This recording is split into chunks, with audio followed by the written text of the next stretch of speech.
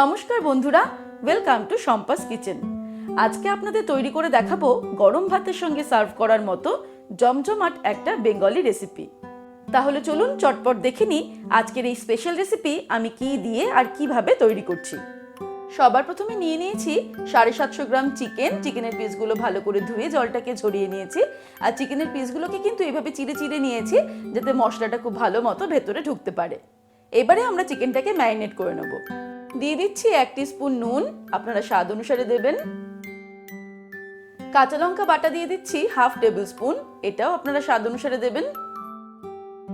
1/2 table spoon আদা রসুন বাটা দিয়ে দিলাম।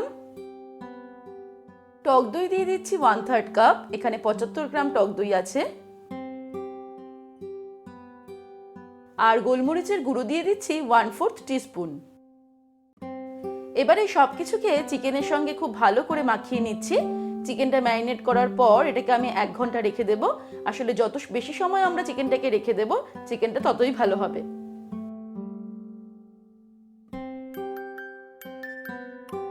1 ঘন্টা হয়ে গেছে।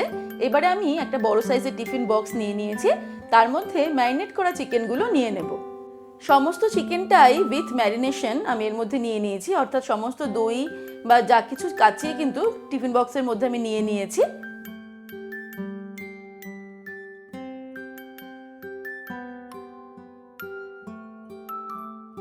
এবারে এর মধ্যে দিয়ে দিচ্ছি আরো 1/2 টেবিল স্পুন পরিমাণে আদা রসুন বাটা, 2 টিস্পুন সরষে আর 2 টিস্পুন পোস্ত আমি নুন দিয়ে বেটে রেখেছি, সেটা দিয়ে দিলাম। 4টে কাঁচা লঙ্কা চিড়ে রেখেছি, সেটা দিয়ে দিলাম। একটা মাঝারি সাইজের পেঁয়াজ আমি ফাইন চপ করে নিয়েছি, সেটা দিয়ে দিলাম। দিয়ে দিচ্ছি 1/2 টিস্পুন পরিমাণে হলুদ গুঁড়ো। স্বাদটাকে ব্যালেন্স করার জন্য দিয়ে দিচ্ছি সামান্য পরিমাণ চিনি। আর দিয়ে দিচ্ছি সর্ষের তেল। 3 টেবিল স্পুন পরিমাণে সর্ষের তেল আমি এর মধ্যে দিয়ে দিলাম। এবারে সবকিছুকে খুব ভালো করে আমি মিশিয়ে নিচ্ছি।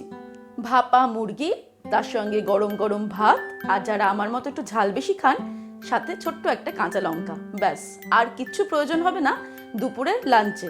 এবার রেসিপিটা বাড়িতে একবার বানিয়ে ফেলুন, আশা করি পরিবারের প্রত্যেকেরই খুবই ভালো লাগবে।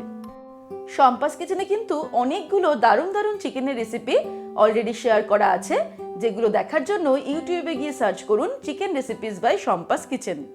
তাহলে আমার শেয়ার করা জিভে জল আনার মতো দারুণ দারুণ চিকেনের সব রেসিপিগুলো আপনারা একই জায়গায় পেয়ে যাবেন, যেমন চিকেন ডাক বাংলো, চিকেন রেজালা, কড়াই চিকেন, সম্বলপুরি মুর্গ, চিকেন চাপ, দই চিকেন, ধনিয়া চিকেন, বাটার চিকেন, চিকেন ভর্তা, চিলি চিকেন, এরকমই আরো নানান ডিশ।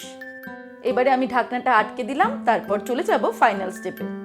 এবারে একটা বড় প্যানের মধ্যে আমি টিফিন বক্সটাকে বসিয়ে দিলাম। এবারে আমি কড়াইয়ের মধ্যে জল ঢেলে দিলাম, যাতে টিফিন বক্সের 3 ভাগের 1 ভাগ অংশ জলের মধ্যে ডুবে থাকে।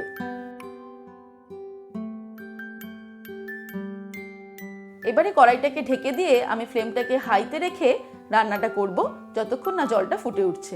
জলটা যেই ফুটে উঠবে তখন আমি ফ্লেমটাকে কমিয়ে মিডিয়াম টু লোতে রেখে তারপর 30 মিনিট পর্যন্ত এটাকে রান্না করব। 30 মিনিট পর ফিরে আসছি। 30 মিনিট হয়ে গেলে আমি ওভেনটাকে অফ করে দিলাম। তারপর খুব সাবধানে টিফিন বক্সটাকে বাইরে বার করে আনবো। টিফিন বক্সটা কিন্তু খুবই গরম, তাই খুব সাবধানে এটাকে আমি বাইরে বার করে নিয়ে আসছি। তারপর ঠান্ডা হতে দেব 5 থেকে 10 মিনিট, তারপর এটাকে আমি খুলবো। তাহলে দর্শক বন্ধুরা, আজকের এই ভাপা চিকেন রেসিপি আপনাদের কেমন লাগলো আমাকে অবশ্যই কমেন্ট সেকশনে কমেন্ট করে জানাবেন। আর ভালো লাগলে লাইক করবেন এবং সকল চিকেন প্রেমী বন্ধুদের সঙ্গে শেয়ার করতে ভুলবেন না।